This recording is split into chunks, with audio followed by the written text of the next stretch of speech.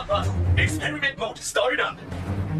Hello and welcome to another modelling video. This is Alan from the Makona Man at YouTube with another model video. Building, painting and reviewing the 1/8 scale Hoshino Fumina garage kit by E2046. The original was a wave kit for 10,000 yen at the Chara Hobby C3 Tokyo event in 2016, the same as the Sailor Mass version I made a while ago. You'll have to forgive this video as I'm finishing off an old build, or as known as a shelf queen, a term for a unfinished kit in a backlog among hobbyists and model builders. Normally a sign of shame, but the jump to finish something off is a respectable task as you've forgotten what you intended to do or what need to do, and have to face the traumas of old work and skill levels from the past.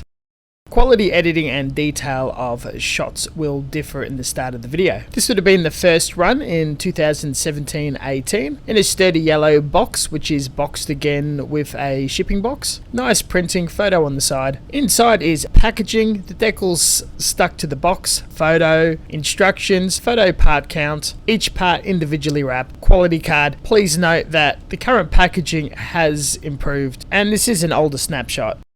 Confirming all components, the parts were all washed in detergerized water, scrubbed with a coarse sponge, dried out, re-washed, then rinsed again.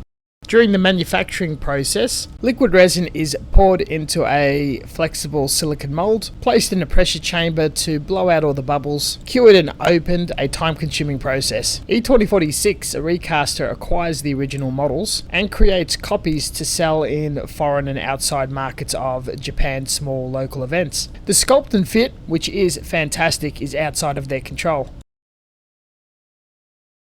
The cast, a clean white resin, is very crisp, soft and easy to work on. I also removed the sprues with hand tools and water to sand them back. The fit was still pretty good, detail quite lovely. The entire surface was lightly buffed with ascending increments of high grit sandpaper as a second deterrent to remove any release agent and roughen up the surface for primer to sit on and adhere better, which can be an issue with cast resin. There were holes drilled in the parts that are to connect together to allow for alligator clips to hold individual components like the inner part of the leg or inside torso. Pin vise and 1.5mm drill bit was used to drill and hollow out the ends of the limbs, and a piece of wire stuck in for a longer anchor and better support in the parts being connected and glued together.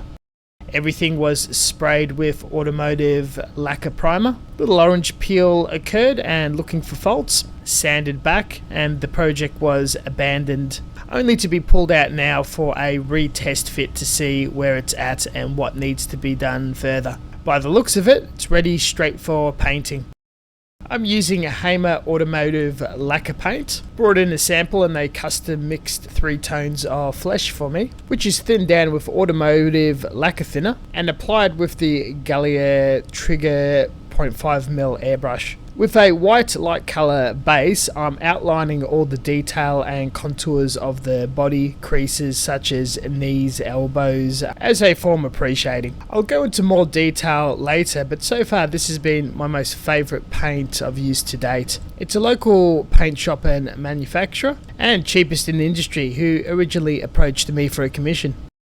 It's tricky to get your hands on good flesh paint, and I'm sitting on a 1/4 litre each tin of each colour, which is fantastic. Second step to a neat pre-shade is the colouring within the lines, pulling back and dusting on to blend the 2 tones together, being mostly playful with the direction of the spraying and overspray. Flesh is very delicate, can be overdone, and the undercoat, I can not stress, is the most important aspect in how vibrant, drab or clean it will look. After a few projects in multiple shades of colour, it's a lot of fun and very easy to produce your own style set and look. Busted out a third lighter colour for highlights in large areas like the upper legs and blush for the cheeks.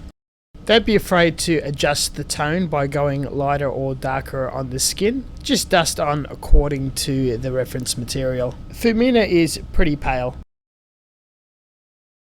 Don't forget to paint the whites in the eyes. One of the most marketable and attractive features to E2046 kits is the inclusion of eye decals and not needing to paint it on. These early ones are water slide, not pre-cut, will need to be trimmed closer, and very gentle on washes or sets as it may bleed. You get 2 in case of an error, otherwise they're fine.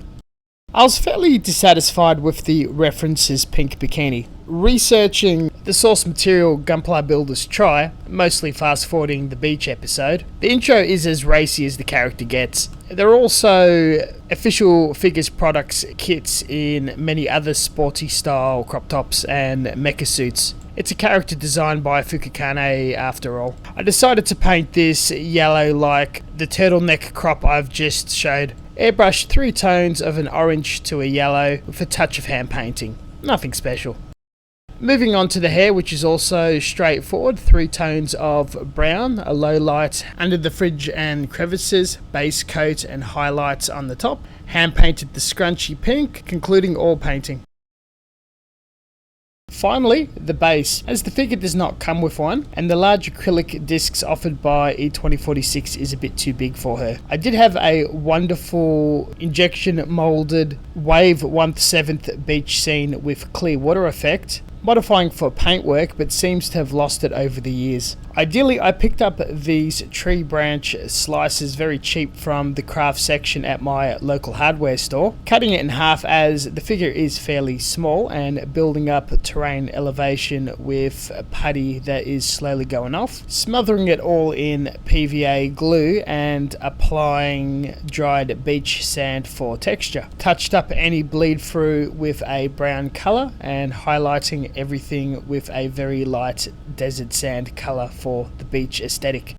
After the figure components had dried a bit, each part was coated in lacquer matte clear finish, varnish, a homebrew of automotive clear tint and a little bit of matting agent. All the components were allowed a few days to fully dry and chemically harden to prevent fingerprints and chipping. Cracked out the old construction adhesive and started gluing all the components together step by step. The figure is very well designed and can support its own weight snap fitted with large clothing lips to prevent really nasty seam gaps. All this pretty much concluding the build. I do highly recommend this particular model as a beginner or way of biting into your first garage kit anime figure. The sculpt is very high quality and a lot of interest for painting. Low parts count with a very convenient separation and seams for removal of nubs. The connecting points are really good, much like a commercial figure. Pinning is probably not required. This shouldn't give anyone any trouble at any skill level. On the E2046 front, it's a very well known and very reputable recaster. Long history, good quality, constantly aiming to improve. The website is really comprehensive and gives you a ton of tools to track what models are in production, for sale, selling out, or wishlist hell, which can last months to years. I find the experience fairly straightforward. The model would have only have taken a handful of hours to complete from build to paint, well under 10 hours. Hard to judge as there was a 7-year break from the construction and priming, then finishing off with the paintwork and finishing. Not super challenging, but a very nice piece, and it came out fine. A bit of a mental build to prepare me for more complex and ambitious GK projects. Pretty happy how it turned out and glad to have it in my collection. This pretty much concludes the video and project. Thank you very much for watching, and as always, until next time, stay tuned for further content.